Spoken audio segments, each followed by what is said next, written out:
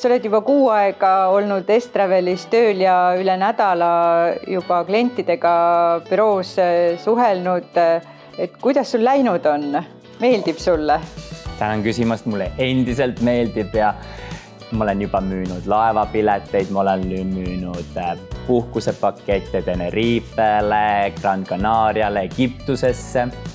Ma juba tunnen erinevate toatüüpide ruutmeetreid, tähendusi, ma olen väga palju õppinud, aga enne, kui ma jõudsin neid pakette müüma ja laevapileteid broneerima, siis ma ikkagi pidin hästi palju eelnevalt õppima. Ma pidin neid süsteeme teadma, kuidas kuhugile midagi sisestada, mida miski tähendab.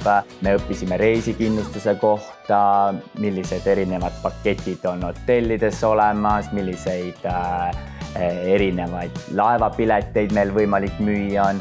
Et kõik see tuli eelnevalt ikkagi selgeks teha ja ära õppida, et see ei olnud ka nii lihtne, et kui sa arvad algul, et mis see reisikonsultant siis ära ei ole olla, siis tegelikult see on palju laiem ja palju sügavam ja seda pead õppima ka. Sa ei saa tulla lihtsalt, et ma olen palju reisinud ja see tuleb kasuks, aga seda õppeperiood, see on palju tähtsam ja sügavam mõte, kui tegelikult inimesed võiks arvata ja eeldavad seda. Seda kindlasti. Ka mina õpin iga päev midagi juurde. Aga tahan kindlasti öelda, et meil on ju hea koolitaja ja meil on hea tooteosakond, kelle käest alati küsida. Meil on head süsteemid, kus on kogu info on üles laetud. See on väga suureks abiks.